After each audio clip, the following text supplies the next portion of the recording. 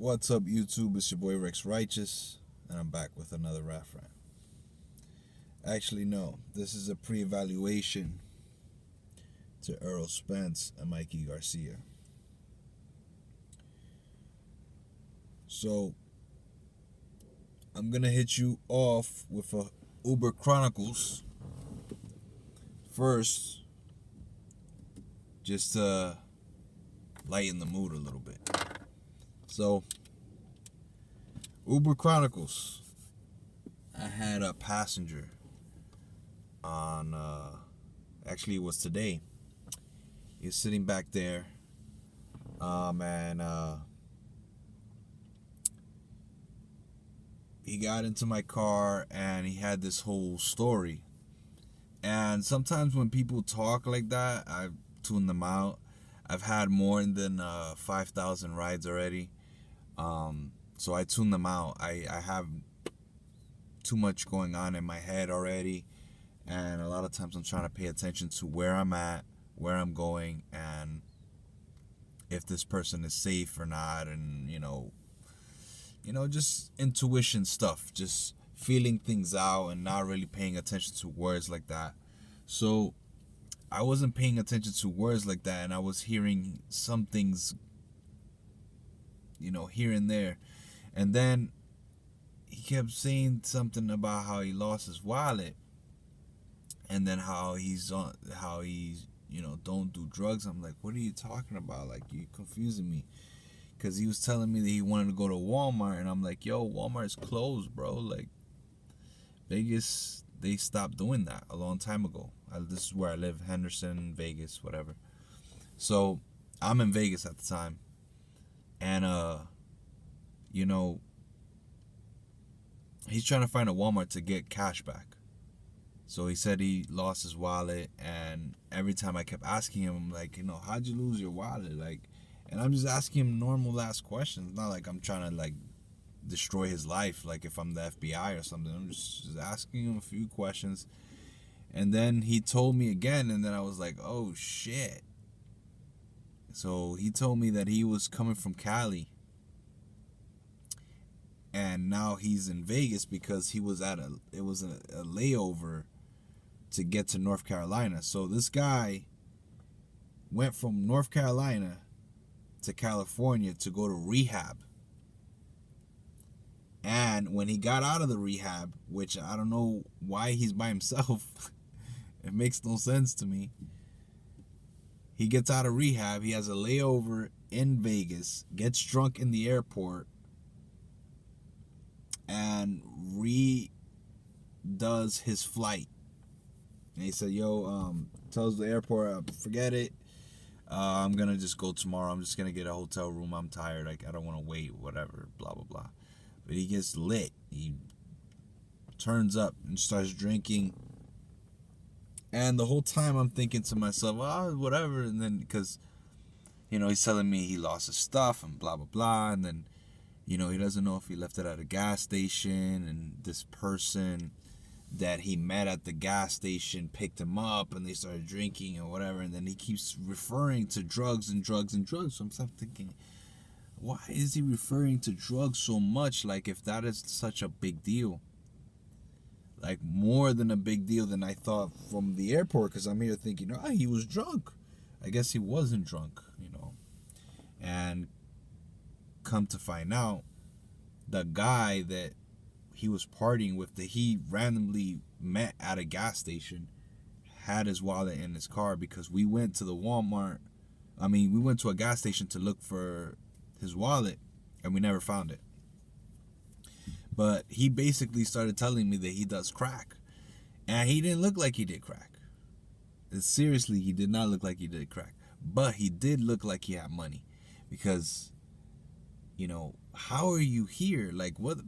Who that does drugs is gonna stay in the, I don't know. I don't understand how drug addicts work. You know what I'm saying? I don't understand that. I don't understand the motivation of having to do that much drugs, with no money. Because if you have no money, then, you would just wait. even if you could start drinking or whatever, you would just wait to get back on that airplane and go back home. But this guy had to have had money. That's what I was thinking. That's my true instincts. Like, that's how I feel about it.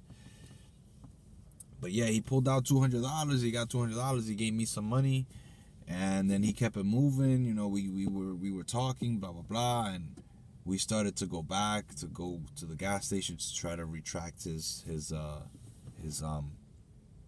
footsteps, and it didn't work. The gas station lady told him, yeah, you took the wallet with you. So then he took off with this guy. The guy was completely random. He never got his number, never got his Instagram, never got his Twitter, never got anything from him to contact him. So I didn't understand the story, and then he's telling me that and then he's gonna take a bus back to North Carolina and this and that. Yo, it's a lot of time, to be on a damn bus from Las Vegas. So and then on top of that, he lost his ID. He can't get back on the plane. So the appointment that he made, it's ruined now because he doesn't have his ID. So he has to go through a whole bunch of BS. And then on top of that, he's telling me that there's some girl that, whatever, that they're doing drugs or whatever. He's talking about crack house, dope house, this and that. And I'm here like, whoa.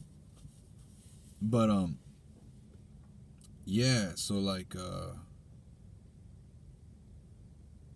so then I pull up, when I'm dropping him off, I see her and I'm like, oh my God. Like, it just made me think, like, this guy probably was lying to me the whole time, and he was just trying to cash out his money because he was going to go do dope with her. He's not lying about where he's from or whatever, but is he really lying about his wallet? Like, that threw me off. It's like, why you need exactly $200? Like, he wanted $200 so he could get a room and a bus ticket. But to me, it didn't add up. Like, and I don't even know how he had a card. Like, it was just weird. But yo, that's just a snippet of the craziness I go through in this damn city. And I still haven't slept. I've been working on all day, since yesterday actually. But anyway, your boy's back. And I'm here to do a breakdown for Errol Spence versus Mikey Garcia. Someone said something online, and I've been very busy, but I did see what you said, and I didn't reply to you. Lewis, shout out to you. I'm sorry if I'm mispronouncing your name, but shout out to you. I made the video because of you. And I'm trying to make some more videos. I'm actually working on a project, but you will see. And I don't like to say too much, so that's why I don't come on YouTube, and I don't announce and blah blah blah, because I want to be ready. But anyway, like I said, I'm working on a project, so there will be some more videos coming out soon, and hopefully like I used to make them. But I think that'll take time. And anyway, let's get back into the breakdown. Yeah, until then, it'll probably be like videos like this, which I'm not worried about. iPad, whatever. Let's go. But back to what I was saying about Errol Spence and Mikey Garcia. So my take so far is that they're playing chess right now. There was a press conference like 5 days ago. I thought it was really good. As the press conference goes, they start to say, no, well, I'm better, and he's good, but I've been tested before, and blah blah blah. But as the press conference got deeper into their conversations, I actually felt like these guys were really, really, really honest people.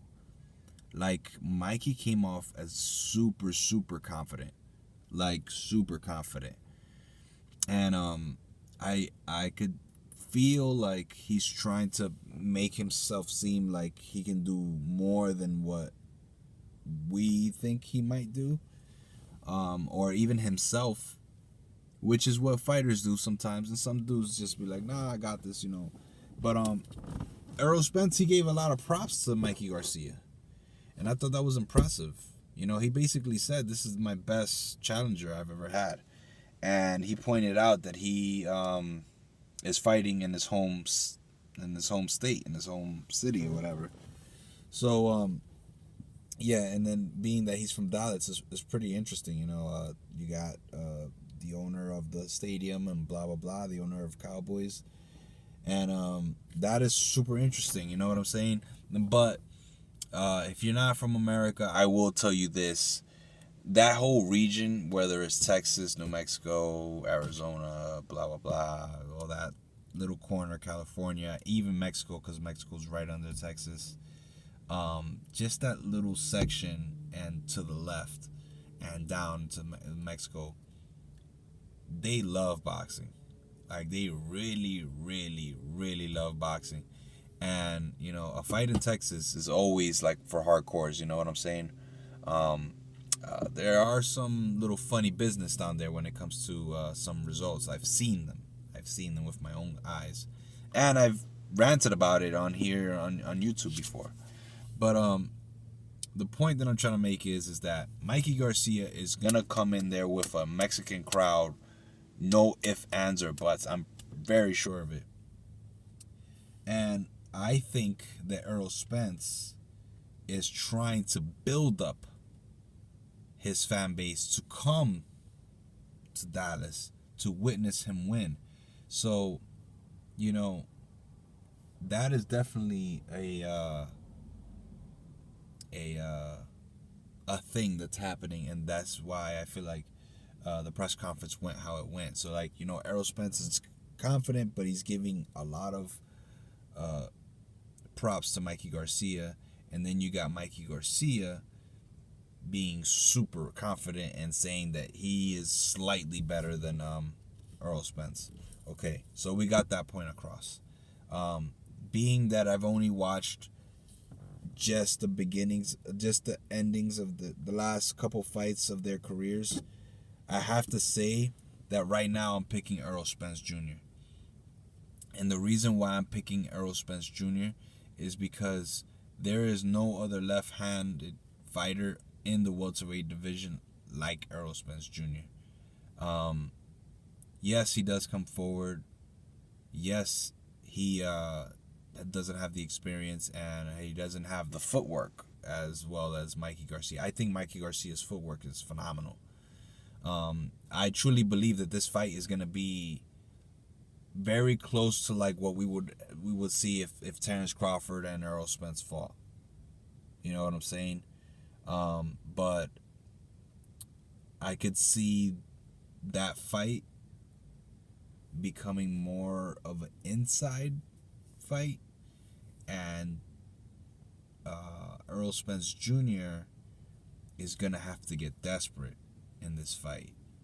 And if he doesn't use his youth, he doesn't use his athleticism, and he doesn't use his boxing skills, and hopefully he can get away from Mikey's good timing, that he can get on the inside and he can get desperate. You know, that's what I was hoping with Fury. I mean, and Wilder or whatever. I thought that there was gonna be some inside fighting, and there was, but there wasn't enough where there was punches exchanged. But that's not the same story. There's gonna be way more fireworks in this fight. I really feel like Errol Spence is gonna have to get a TKO at the end of like towards the end, like 8th to 12th round. I don't think he's gonna be able to keep up with Mikey Garcia's timing. If he doesn't do it, if he doesn't go for broke, which is what he has to do, it doesn't matter. I don't care. Listen, this is sports. Go for broke.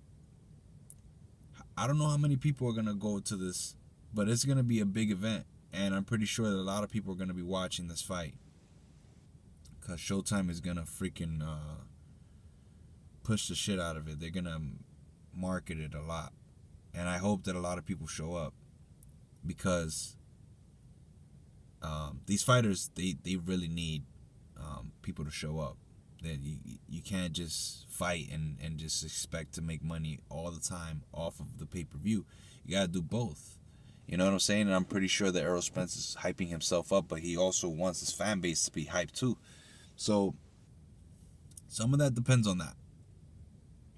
But you can't put a guy like him in that scenario and expect for him not to show up. I think he will show up. I think he will show up. And the biggest problem for Errol Spence might be that he doesn't know how to fight backwards. He has some trouble with Kell Brook. And I don't think Mikey Garcia is going to fight him like that. I think he's going to be very tricky, man. And if he, can work off the back foot and the front foot, just like be playing the shorter fighter, it's all about timing. Because, yes, Errol Spence, hurt Floyd Mayweather in training and in sparring or whatever. That's cool. But Mikey Garcia doesn't move like Floyd Mayweather. And he doesn't want to move like Floyd Mayweather. And he wouldn't want to move like Floyd Mayweather in that fight. I don't think he would ever want to, fight like Floyd against Errol Spence Jr. That doesn't make sense to me. So, my thoughts are, Errol Spence has to know how to get around those punches and land a good combination every now and then. And if he doesn't cut off the ring, he doesn't have some kind of plan for traps and stuff like that, he's gonna be in a world of problems because Mikey's gonna keep timing him. So right now I'm picking Errol Spence Jr. I think he can really hurt Mikey, and I think it will be gradually. You know what I'm saying? It would be through time. He would hurt him, and Errol Spence does not have to land as much as Mikey does. See, because Mikey, he's gonna be landing, and it's not gonna show. It's not gonna show. Now, it's gonna show on his face. It's gonna show on Errol Spence's face because Mikey's good. But it's not gonna show on his his physical. Because he's not gonna stop coming forward. He's not, and I don't think he's gonna move off his back foot. I want him to. I think he should, and I think that's what's gonna save him. But if he doesn't fight off his back foot and he has no plan for his back foot, no plans for traps, no showing of agility to get around those punches, if Mikey's the more agile fighter, forget it. It's just going to be a long night for Errol Spence, and he won't even know what hit him because he's going to be in his hometown. They won't even give him a rematch for that. I wouldn't. So, it's a pick'em fight. Obviously, I always do this so I could just, break down the fight and see how it could turn out. It's us brainstorming together. But Mikey's gonna show up, bro. Mikey's gonna show up. He's gonna have his fan base. There's gonna be people there. He's gonna put the Mexican hat on. It's gonna be a real thing. And that's the thing. Errol Spence needs to come with the business. And in the press conference, he didn't seem like his usual self. For the past year, he's been really talking like he's in his bedroom with us. He's just been talking hey, what's up? What's going on? Blah blah blah. And he was drunk a few times. He spoke to Terrence Crawford freely with the chain on and all that in front of the team. Bob Arum there and all that. So, that was a different Errol Spence. He's very comfortable. But if he can, because he was very humble in the press conference. If he can show that with a little bit of new Errol Spence, then there's no telling what he can do. I really, really believe that Errol Spence can hurt a lot of dudes at the welterweight division, But the ones that are skilled are his biggest problems, and Mikey is one of them. Mikey is a dude that's skilled. Pacquiao's a dude that's skilled. Terrence Crawford is a dude that's skilled. You know? So, and if you want to talk about old school, he's still not even on the Shane Mosley level. He's still not even on the the Sugar Ray Leonard level, or Roberto Duran, or any of those dudes. He's not on that level yet. He's not on the level of De La Hoya even. Who likes to mention that guy? But I'm mentioning him because Shane Mosley fought him, and they went to war. You know what I'm saying? And it was a great fight. It was a fantastic fight. They went to war. And that's what I don't see in Errol Spence. Like, he went to war with Kell Brook, but Kell Brook was already messed up in the eye, and he fought him to the 8th round. He couldn't hurt him all the way, like he was demolishing some of these guys I saw in the past. That was the first time I saw a welterweight fight like that, like knocking people out like a heavyweight. So it's gonna be interesting. If Mikey beats him, man, this is a major step back for him. But like I said, he could fight like a Danny Garcia, or he could bang with someone like Sean Porter or something like that, and those fights will be exciting. But we need to see some skill. If he wants to succeed in the welterweight division, we need to see some skill. Even Tim Bradley showed skill a couple times in his little run, and sometimes he showed a lot of heart. I think Errol Spence Jr. needs to bring both of those things, heart and skill, and end it with the same again, heart and skill. If you can do that all night long, heart and skill, heart and skill, heart and skill, heart and skill, never give up, Errol Spence got in the bag. And I'm picking Errol Spence because of his skill and his power.